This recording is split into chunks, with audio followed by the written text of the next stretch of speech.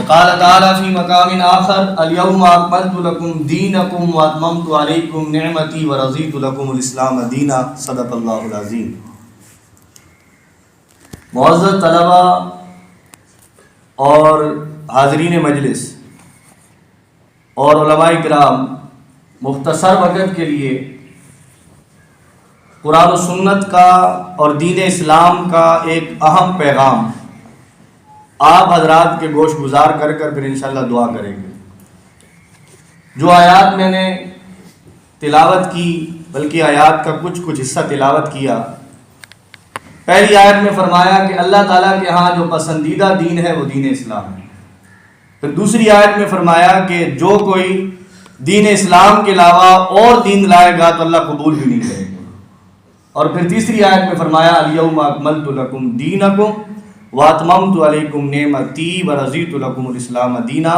اللہ فرماتے ہیں میں نے تمہارے لیے جو دین پسند کیا ہے وہ دین اسلام ہے، اور یہ دین میں نے مکمل کر دیا ہے، اور میں نے اپنی نعمت بھی تمہارے اوپر مکمل کر دی ہے. یہ آیت کب نازل ہوئی؟ یہ آیت نازل ہوئی آپ علیہ السلام کے وصال سے 70 دن قبل یہ آیت نازل ہوئی تھی. حجۃ الوداع کا موقع تھا، 9 ذی الحج عرفات کے میدان میں یہ آیت نازل ہوئی تھی کہ آج دین مکمل ہو چکا ہے اور اللہ تبارک و تعالیٰ نے تمہارے لیے یہی دین پسند کیا ہے. اب جو دین اللہ نے پسند کیا تھا، جس دین کا نام دین اسلام ہے، اس دین کے اندر 2 لفظ نہیں ملتے، اور وہ دونوں لفظ ہمارے معاشرے میں موجود ہیں. ایک لفظ ہے جشن کا اور ایک لفظ ہے ماتم کا. پوری اسلامی تاریخ میں، اسلامی ڈکشنری کے اندر، قرآن میں، حدیث میں جشن کا لفظ اور ماتم کا لفظ کہیں نہیں ملے گا. جشن کی جگہ پہ شکر کا لفظ ملے گا، اور ماتم کے مقامات پر اللہ تبارک و تعالیٰ اور پیغمبر صلی اللہ علیہ وآلہ وسلم کی طرف سے صبر کا لفظ ملے گا. تو نہ تو جشن اسلام کا لفظ ہے اور نہ ماتم اسلام کا لفظ ہے، اور نہ جشن اسلام کا کام ہے اور نہ ماتم اسلام کا کام ہے. اسلام کہتا ہے کوئی خوشی ہو تمہیں، بڑی سے بڑی خوشی ہو، اس خوشی کے موقع پر اللہ تعالیٰ کی ذات کا شکر ادا کرنا ہے. اور کوئی تمہیں صدمہ پہنچے، بڑی سے بڑی مصیبت آ جائے، ماتم نہیں کرنا، چہرے نہیں پیٹنے، اس وقت صبر کرنا ہے.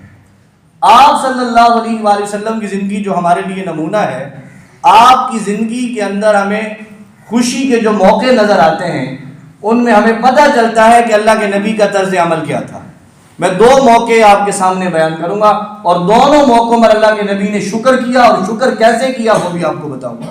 ایک موقع ہے پیغمبر صلی اللہ علیہ وآلہ وسلم کی پیدائش.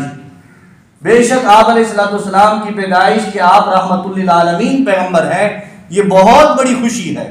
تو اللہ کے نبی نے اپنے طرز عمل کے ساتھ اس خوشی کا اظہار ایسے کیا کہ آپ نے اس دن، جس دن آپ پیدا ہوئے تھے، سال کا انتظار نہیں ہے، سوموار کے دن آپ پیدا ہوئے تھے، اور آپ نے اپنی پوری زندگی سوموار کے دن کا روزہ رکھا ہے. سوموار کا جو روزہ سنت ہے، صحابہ نے سوال کیا تھا کہ آپ سوموار کا روزہ کیوں رکھتے ہیں؟ تو آپ نے وجہ یہ بیان فرمائی تھی کہ اس دن میں دنیا میں آیا تھا، میں پیدا ہوا تھا، سوموار آپ کی پیدائش کا دن ہے. تو آپ نے واضح کر دیا کہ اللہ تعالیٰ کی اگر خوشی منانی ہے تو شکر کرنا ہے، اور شکر کے لیے بہترین عمل یہ ہے کہ بندہ روزہ رکھے، روزہ رکھ کر اللہ تعالیٰ کی ذات کا شکر ادا کرے. پھر مکہ فتح ہوتا ہے. مکہ فتح ہونا یہ اسلام کے اندر بہت بڑی خوشی کا دن ہے کہ وہ شہر، جس شہر سے مسلمانوں کو نکالا گیا تھا، پھر مسلمان فاتح بن کر اس شہر کے اندر آئے. تو اس شہر میں جب مسلمان آئے اور اللہ کے نبی بھی فاتح بن کر آئے، تو آپ علیہ السلام نے اس دن 8 رکعت نفل پڑھے تھے. محدثین نے ان کو کہا ہے صلاۃ الفتح.